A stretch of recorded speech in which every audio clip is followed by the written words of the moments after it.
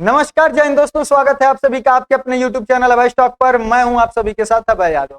साथियों, जो plane crash हुआ था अहमदाबाद में, उसकी जो असली वजह है वो निकलकर सामने आ गई है और ये बहुत ही चौंकाने वाली वजह जो है कि निकलकर सामने आई है। क्या जो इन्वेस्टिगेशन में सामने आया है, जो आपका ये कॉकपिट में क्या बातचीत हुई थी दोनों पायलट्स के बीच, सारी चीजों को इस वीडियो में कवर करेंगे, एक छोटी सी वीडियो में।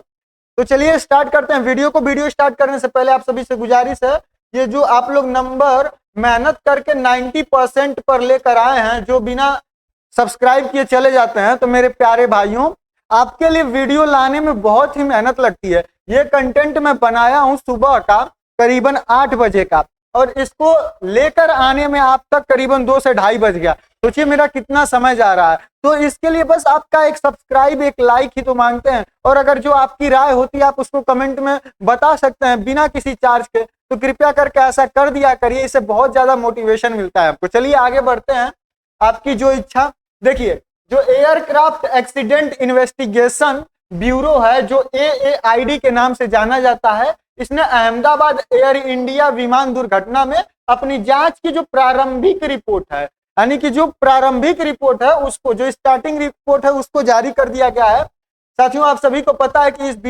विमान में सवार 240 लोग जो है कि मारे गए थे, 41 लोग, और 1 लोग जो उसमें थे वो किस तरीके से बचे थे वो सभी चीज आप लोगों ने देखी थी। बाकी करीबन 19 लोग बताया गया कि जो हॉस्टल पर वो गिरा था वहां के लोग मारे गए थे। कुछ इतना आंकड़ा जो है यहाँ पर सामने निकल कर आया था।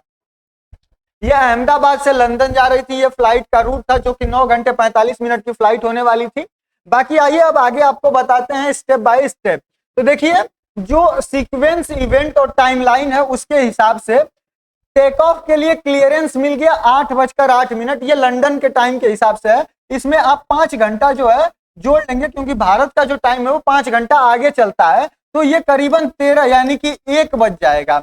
1:08 के समय पर यहाँ पर रनवे जो 23 है, इससे यहाँ पर टेक ऑफ के लिए क्लियरेंस मिल गया। वहीं जो रोटेशन था, लिफ्ट ऑफ था, वो 8:08 पर वहां पर हो गया। और उसके बाद इंजन का जो कट ऑफ हुआ वो 8:08 ये लंदन के टाइम के हिसाब से मैं बता रहा हूं। इसमें आप 5 घंटे जोड़ेंगे तो ये 1 बज जाएगा।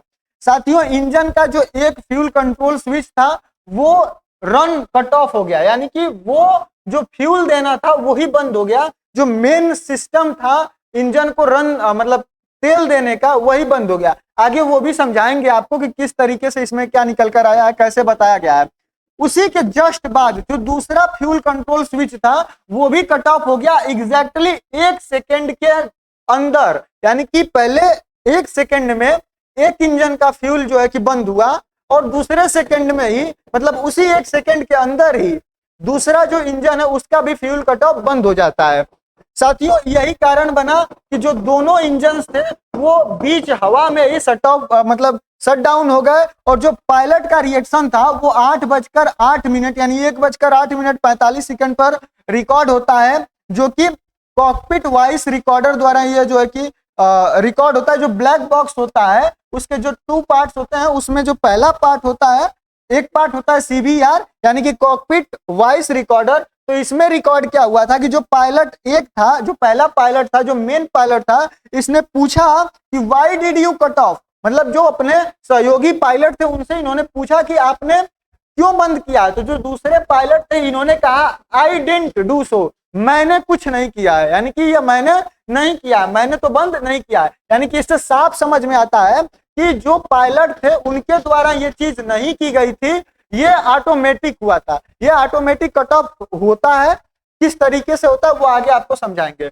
जिसका एक और प्रमाण आया कि जब दोनों इंजन बंद हो गए तो जो ये आप टरबाइन सा देख रहे हैं, ये प्लेन्स के नीचे लगा होता है। जब दोनों इंजन मिड एयर में फेल हो जाते हैं या बंद हो जाते हैं किसी कारणवश, तो जो सबसे लास्ट ऑप्शन होता है, क्योंकि जो इलेक्ट्रिसिटी का सोर्स है वो इंजन से जनरेट होता है, तो पूरे एरोप्लेन में जो है कि इलेक्ट्रिसिटी बनी रहती है, और जो जब ये इंजन फेल हो जाते हैं तो यहाँ पर इलेक्ट्रिसिटी कट ऑफ हो जाती है। तो जिसके बाद में अपने आप ही ये ऑटोमेटिक रैट, यानी कि ये जो रैट है, ये रैट चूहा वाला नहीं है, ये टरबाइन है, एक तरीके से छोटा सा टरबाइन है, अगर सिंपल भाषा में, सीधी भाषा में आपको बताएं तो। और ये टरबाइन क्या करता है कि जनरेट करता है इलेक्ट्रिसिटी, जो सिर्फ और सिर्फ कॉकपिट में जाती है, जिससे कि वहां पर जो इंपॉर्टेंट इंस्ट्रूमेंट है वो वहां पर काम कर सके। तो ये यहाँ पर डिप्लॉय हो गया था। आगे आपको बताते हैं कि प्रारंभिक निष्कर्ष क्या यहाँ पर निकला। तो इससे यह भी साफ हो गया कि जो मतलब पायलट्स थे उनके द्वारा ये चीज नहीं की गई थी। साथियों, दोनों इंजन हवा में ही बंद हो गए, ईंधन का जो कट ऑफ है, वाल्व है, वो बंद हो गया। इससे इंजनों को ईंधन मिलना ही बंद हो गया, यानी कि जो इंजन है उनको फ्यूल ही नहीं मिला चलने के लिए, वो ऑटोमेटिक बंद हो गया। तो फिर वो चलेंगे कैसे? साथियों, पायलट के इरादे भी यहाँ पर साफ साफ मतलब समझ में आए, निकल कर आए कि इनके द्वारा ये चीज नहीं की गई। देखिए, कुछ इस तरीके का जो है ये होता है, कुछ इस तरीके का यहाँ पर ये होता है, क्या कहते हैं इसको, कि जो वाल्व होता है, फ्यूल कट ऑफ वाल्व होता है।